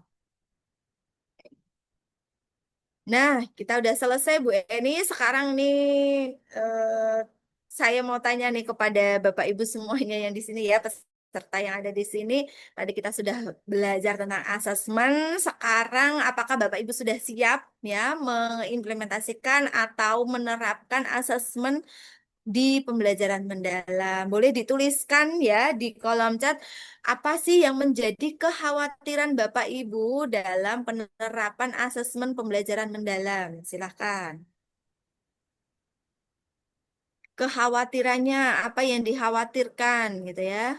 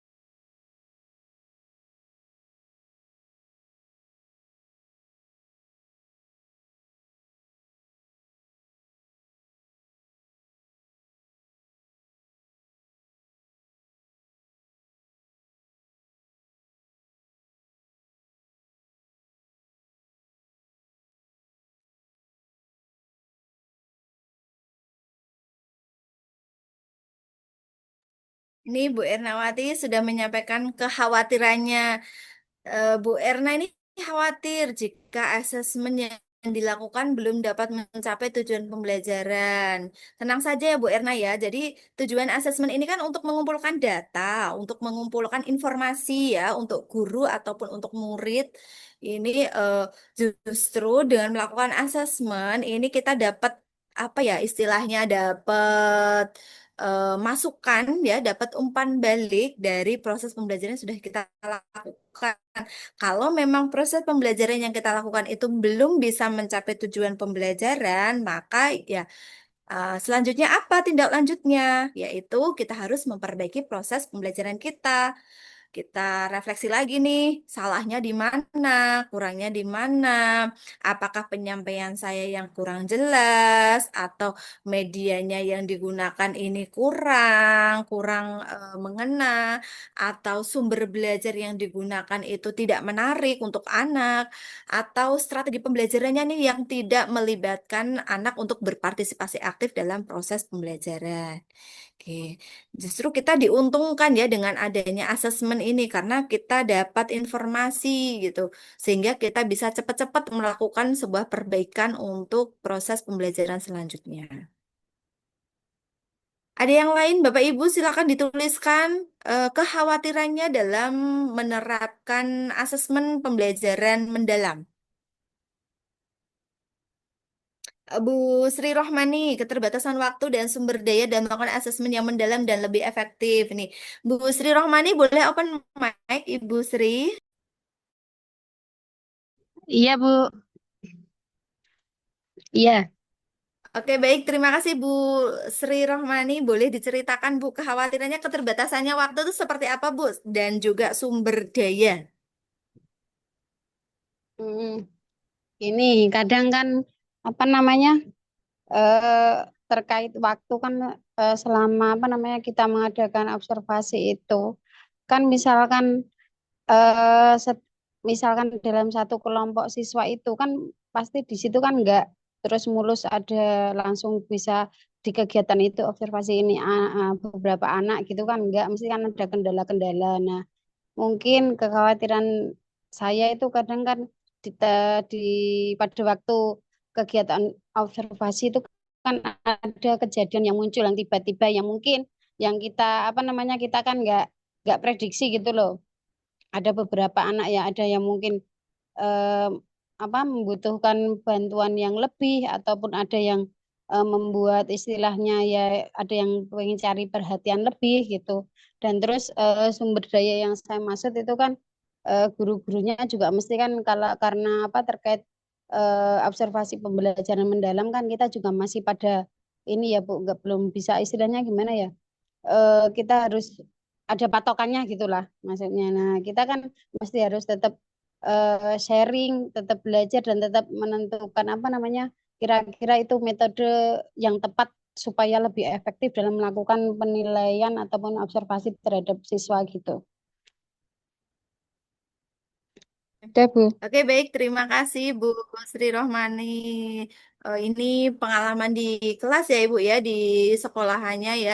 Jadi untuk keterbatasan Ya. waktu tadi maksudnya adalah mungkin saat proses pembelajaran kita mau mengamati anaknya, ternyata ada anak yang butuh sesuatu yang urgent, yang lebih penting gitu ya. Mungkin mau pipis atau dia sedang kesulitan apa gitu dipanggil-panggil ya sebagainya. Akhirnya perhatian kita akhirnya teralihkan. Begitu ya Bu Sri ya? Iya, betul, Bu. Ya gitu, oke. Ya ini sangat wajar ya Bapak Ibu ya. Ini hal ini terjadi di kelas khususnya di PAUD. Ini sangat wajar terjadi. Nah makanya kita dalam menyusun rencana asesmen itu silakan Bapak Ibu gunakan instrumen yang sesederhana mungkin. Ya, yang paling mudah digunakan. Kalau Bapak Ibu nyaman dengan catatan, ya, silakan boleh pakai catatan anekdotal. Kalau Bapak Ibu itu nyaman dengan cara checklist ya, ya sudah gunakan saja checklist. Kalau Bapak Ibu itu nyaman menggunakan rubrik, ya silakan pakai rubriknya. Nah, di sini kuncinya adalah bagaimana kita membuat perencanaannya. Jadi perencanaannya ini harus benar-benar mateng gitu ya. Nggak mungkin dadaan ketika sudah di kelas kita baru membuat indikator ketercapaiannya. Itu kan sangat menguras energi ya. Kita kan harus mikir begitu. Kira-kira kira-kira anak ini bisa bisa mencapai tujuan belajarnya kalau kalau gimana ya? Kalau dia menunjukkan perilaku seperti apa ya? Nah, ini seharusnya itu sudah kita siapkan saat kita membuat atau menyusun RPP atau rencana pembelajaran. Nah, ini salah satu strateginya yaitu pastikan perencanaan kita sudah matang. Jadi saat action begitu ya, saat di kelas kita sudah bisa benar-benar fokus. Misal kita mau pakai kertas atau kita eh, mau pakai buku not kecil gitu, ya sudah disiapkan seperti itu. Sebisa mungkin kalau kalau saya ya itu paling itu pakai ini Bu, apa sih pakai blok not tapi yang kecil atau kertas gitu ya kertas kecil yang bisa disakuin yang bisa masuk saku gitu ya yang bisa masuk saku dan juga ada pulpen gitu di saku jadi ada satu pulpen atau pensil atau apa sajalah alat tulis jadi begitu saya menemukan atau pas mengamati jalan-jalan begitu mendampingi anak dalam proses bermain atau belajarnya itu saya bisa langsung catet gitu jadi ya wis tulisannya memang orek-orekan dulu Bu gitu. Keterbatasan kita kan gitu kan, kita nulisnya cepet ya. Yang penting kita tulis dulu ore-oreannya. Nah, kalau kalau sudah ada rubriknya atau sudah ada instrumen checklistnya misalnya ya, kita malah lebih enak lagi gitu ya. Nanti kita langsung tinggal centang, oh ini sudah muncul gitu ya, ini sudah terlihat, sudah bisa anaknya dan seterusnya. Tuh, itu salah satu strateginya. Kemudian tadi keterbatasan sumber daya ya Bu Sri ya. Sumber daya tadi fokusnya kepada apa Bu? Eh gurunya ya. Iya, Bu. Gurunya kenapa ini tadi Bu? Enggak, kadang kan apa namanya? Kita kan juga butuh ya untuk apa terkait pembelajaran mendalam kan ini kan memang betul-betul istilahnya Oke. itu kan dah. Jadi kan antara guru kita memang butuh untuk ya berdiskusi, sharing dan terkait media pembelajaran dan lain-lain kita juga tetap ini kan Bu harus didiskusikan juga kita harus di apa namanya terkait media sumber belajar kan kita juga harus lebih apa namanya lebih bervariasi gitu kan. Nah, jadi kan tetap Iya. apa sumber daya dari guru itu memang dibutuhkan sekali gitu. Iya, iya benar sekali Bu Sri Rohmani. Jadi memang di PM ini justru malah kita lebih mendorong ya, mendorong istilahnya adalah kalau di PM adalah kemitraan pembelajaran. Jadi tadi misalnya ya guru bersama dengan rekan sejawat bersama-sama ini cari solusi gimana nih ada tujuan pembelajaran yang belum tercapai seperti ini, kita harus pakai strategi apa, kita mau pakai media apa. Bu Siti Hoiriah ini juga mengatakan bahwa keterbatasan buat media belajar. Ya sudah, kita bareng-bareng ya memang harus kerjasama. Kalau kita gotong sendiri-sendiri itu ya memang berat ya Ibu ya, karena memang membuat media belajar, apalagi untuk anak usia dini itu tidak kayak sulapan gitu ya, tidak bisa satu hari jadi gitu. Proses menemukan idenya itu juga sudah lama, kemudian eksekusinya, kemudian membuatnya itu harus benar-benar berbagai pertimbangan yang harus diperhatikan, mulai dari keselamatan, keamanan, kenyamanan ketika digunakan oleh anak itu juga harus benar-benar diperhatikan oleh kita sebagai pendidik PAUD begitu. Nah, maka kolaborasi antar rekan sejawat ini juga sangat penting. Kalau Bu Rohmani misalnya satu sekolahan gurunya hanya beberapa gitu ya, sangat terbatas, maka boleh Bu kita sharing di mungkin di lingkup gugus atau mungkin di lingkup kecamatan atau boleh kita sharing di secara online begitu ya berbagi praktik baik terkait dengan mungkin media pembelajaran yang bisa digunakan, diadopsi dan sebagainya. Banyak sekali sebenarnya Bu, tapi eh, ya kita tinggal ini ya apa namanya mencari momen yang tepat dan juga kira-kira saya lebih nyaman berkolaborasi dengan siapa. Misal teman satu sekolahan kita, yo sama kan kerjaannya juga banyak, misalnya ya kegiatan di sekolah juga sudah banyak dan kita nggak bisa kalau semuanya harus pegang gitu. Ya kita cobalah usul di gugus kita adakan. Yuk kita bareng-bareng membuat media apa, kita membuat alat peraga apa gitu. Itu kayaknya lebih lebih asik dan lebih seru karena dipikir bareng-bareng gitu Bu. Kita cari solusinya juga bareng-bareng banyak yang membantu. Tuh, oke. Terima kasih Ibu Sri Rohmani. Bagaimana Ibu Sri? Iya Bu, terutama bagi saya yang merangkap jadi ya guru, kepala sekolah, operator dan multi Iya, dan semua ya jadinya iya, memang harus bisa itu membagi ya membagi semua lah iya. gitu. Bu Rohmani ini tahun ini mau akreditasi ya? Ya sasaran Bu, sasaran yang Sasaran akreditasi ya? ya yang keempat. Hari ini Akreditasi tadi yang ada keempat. kunjungan ya dari Pak Iya, Kasih ya?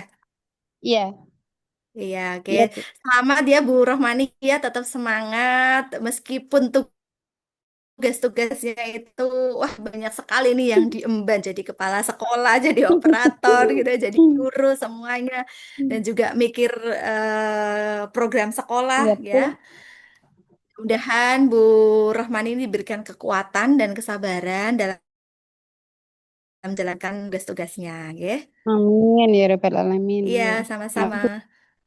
Ibu Eni, ini saya coba baca Iya, yang ada di kolom chat ya. ya ini sekalian aja Bu Ais, Ya, ini gimana? kayak untuk sesi tanya jawab ini sudah diwakili di kolom chat semua. Oke, Ini baik. banyak yang bertanya ini Bu Ais. Ya, Untuk waktunya ini masih 12 menit lagi Bu Ais. Ya, baik. bisa nanti Oke, Bu karena Eni. sebelum kita tutup nanti ada beberapa hal yang perlu kita sampaikan juga. Oke, nih coba saya baca ya Bu Eni ya. Tadi udah sampai ke Bu Sri Rohmani, ini kita lanjut ke Bu Filza. Izin Bu Ais, mungkin ada tambahan referensi upgrade media belajar yang digunakan agar siswa lebih tertarik dan tidak membosankan, agar proses observasi dan penilaian mendapatkan hasil yang real dari siswa saat proses belajar. Ini Bu Eni minta tolong dicatat Bu Eni, kayaknya ini usulan ya.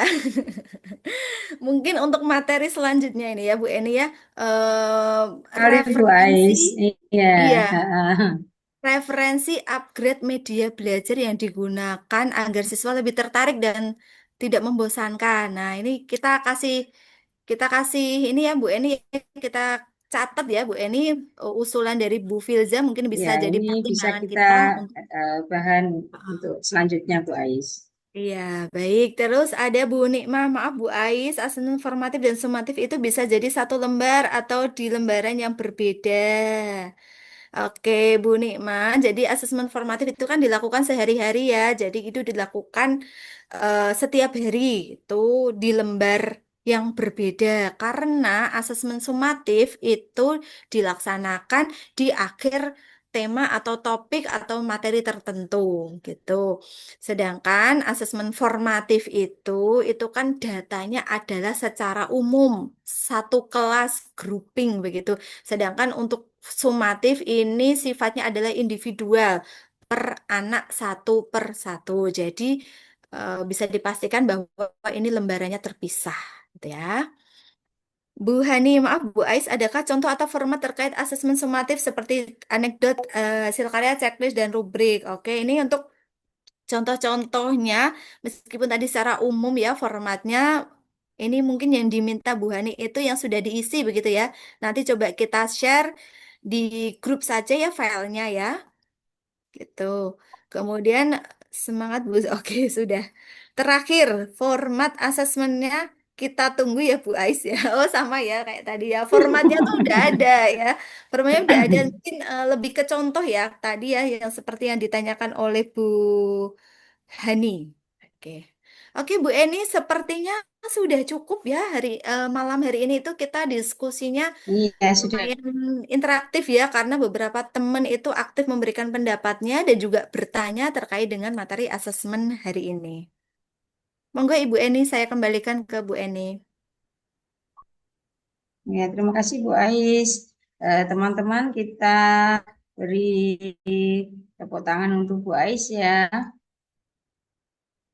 Oke, ini saya stop dulu aja Bu Ais. Terima kasih Bu Ais atas penjelasan serta pemahamannya untuk materi kita yang keempat yaitu asesmen pembelajaran mendalam. Terima kasih juga untuk teman-teman semuanya karena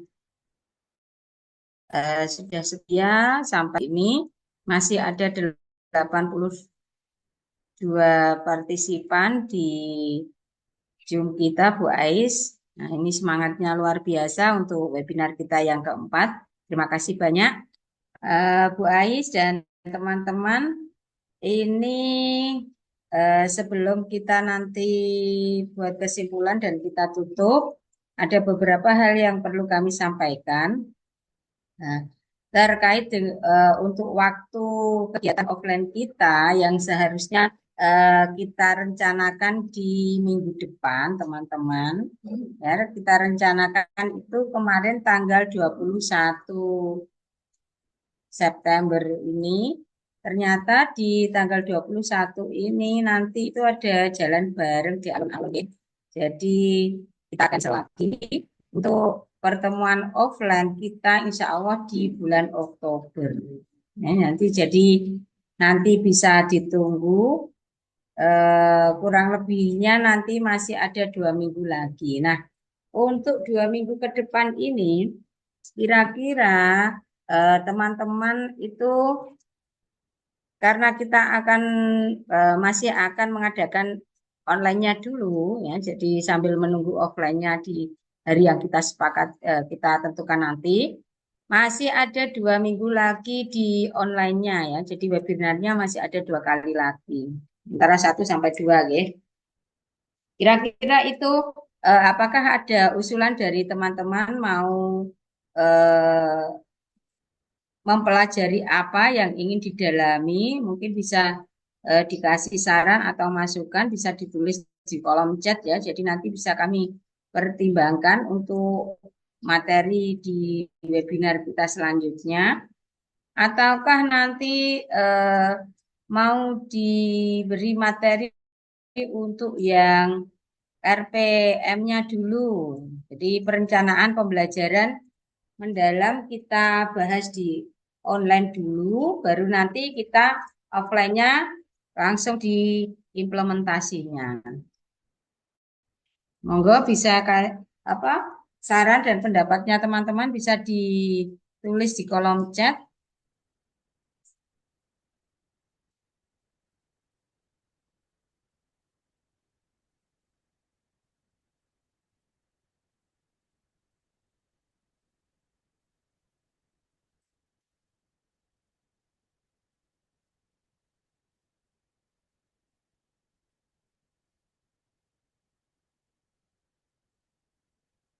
Sambil menunggu.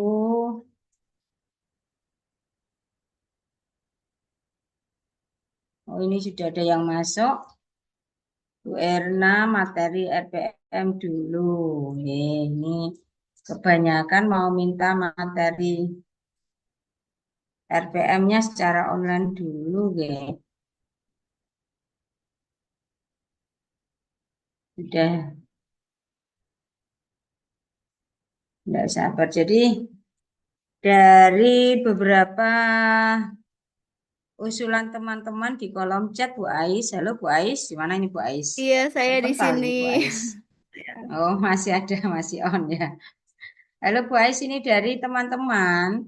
Ini di kolom chat itu sudah banyak yang berpendapat Bu Ais, sudah banyak yang Ya, memberi usulan. usulan. Setuju untuk kita mengadakan webinar untuk RPM-nya dulu. Jadi kita Oke. membuat perencanaan pembelajarannya dulu secara Mm-mm. online, ya. Mm-mm. Kita adakan webinar, baru nanti kita offline-nya langsung kita Implementasinya. sekalian implementasinya. Jadi Oke, baik. tidak terlalu memakan waktu banyak kalau gitu. Oke, berarti kita belajarnya teorinya itu konsepnya secara daring dulu ya, Ya, seperti biasa. Tambah satu pertemuan lagi, kemudian nanti habis itu baru offline, kelas ya. offline-nya. Untuk kelas offline-nya ini nanti teknisnya gimana Bu Ais? Untuk kita ini maksimal berapa pendaftar? Nanti kalau sudah terpenuhi kita tutup atau gimana? Jadi untuk link pendaftarannya kita sudah share di grup. Silakan Bapak Ibu yang berminat untuk mengikuti kelas secara offline, silakan mengisi formnya. Namun nanti akan kita short dulu ya. Jadi kita prioritaskan Bapak Ibu yang telah mengikuti kegiatan seminar paling tidak itu 4 kali ya Ibu Eni. Iya, minimal 4 kali itu Sudah syaratnya. mengikuti minimal 4 kali karena ini sudah pertemuan keempat. Kalau kita tambah satu lagi itu kan ada 5 ya totalnya. Iya, Jadi betul. minimal sudah mengikuti 4 webinarnya secara daring. Baru kita akan masukkan sebagai kandidat untuk mengikuti kelas offline-nya. Namun karena keterbatasan kelasnya atau jumlah pesertanya, maka nanti kita akan urutkan dulu Bu Eni sesuai dengan kapasitas. Nanti Oke. kapasitasnya berapa menunggu informasi selanjutnya, ngoten. Jika nanti pendaftarnya itu ternyata atau peminatnya itu sudah eh, lebih banyak begitu ya, melebihi dari kapasitas, bisa jadi ini opsi yang kedua, bisa jadi nanti akan kita adakan batch yang kedua atau angkatan yang kedua. Jadi ada kelas offline yang kedua gitu. Nanti kita buka batch 1 sama batch 2 ya Bu Ais ya. Ya, insya Allah nanti tinggal kita lihat ya bagaimana respon pendaftaran dari Bapak Ibu semuanya. Mungkin akan kita batasi Bu Eni untuk pengisian formnya saja. Kapan terakhirnya Nah, gitu. itu ya. Nanti kita umumkan di grup aja ya Bu Ais ya. Oke, baik. Terus teman-teman ini tadi sudah di-share Bu Yuyun untuk link absensinya, jadi bisa segera diisi ya, biar tidak lupa, tidak usah menunggu besok, langsung diisi malam ini saja untuk absensinya. Jadi nanti juga memudahkan teman-teman penyelenggara untuk merekapnya, oke? Kemudian Bu Ais, untuk tadi Bu Ais, tadi kan sudah di-spill untuk TP dan IKTP-nya tadi ya. Oh Tadi iya, juga ada yang tanya untuk filenya bisa di-share apa enggak Bu, gitu. Itu gimana Bu oke. Ais? Ya, untuk file utuhnya itu mohon maaf karena itu memang pengembangan kita sendiri dari komunitas, maka tidak kita share secara umum ya Bapak Ibu ya. Nanti yang berminat bisa silahkan japri saja dulu, nanti akan dijelaskan bagaimana prosedurnya gitu. Tuh. Oke, terima kasih Bu Ais. Nah, ini sudah hampir pukul 9 malam ya Bu Ais ya. Ini kita mau buat kesimpulan dulu, selanjutnya nanti kami tutup. Sebelum kami tutup, apakah ada eh, yang ingin ditanyakan atau usul dan saran dari teman-teman? Monggo kami persilakan. Kayaknya tidak ada ya, terima kasih. Alhamdulillah teman-teman Bu Ais dan teman-teman semuanya yang kami hormati. Alhamdulillah sudah sampai pukul 9 malam kurang 1 menit saja. Nah, terima kasih sudah membersamai kami Bu Ais. Pada webinar yang keempat ini kita telah belajar bersama dengan narasumber kita Bu Aisyah Rofa MPD GR tentang asesmen pembelajaran mendalam. Nah, pada asesmen pembelajaran mendalam tadi sudah dijelaskan bahwa asesmen pada pembelajaran mendalam sama seperti kurikulum kita yang kemarin. Jadi tidak ada yang berbeda. Untuk teknik, instrumen juga sama semuanya ya Bu Ais ya.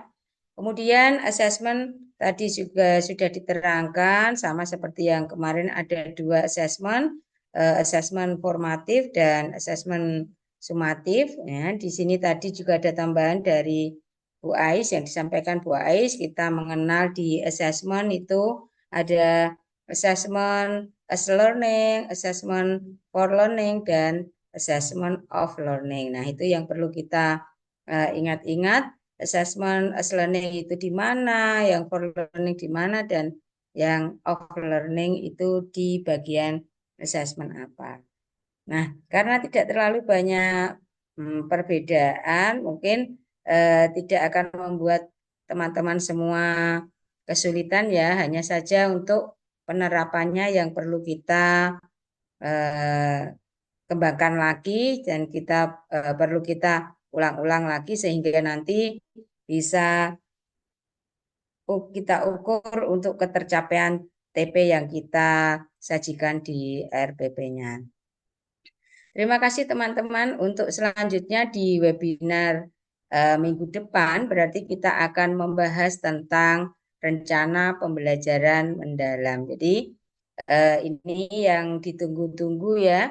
Mohon jangan dilewatkan karena ini sangat penting sekali ya. Jadi alat yang kita gunakan untuk kegiatan kita sehari-hari ini ya, itu yang paling penting memang di perencanaan pembelajaran. Jadi jangan sampai ketinggalan.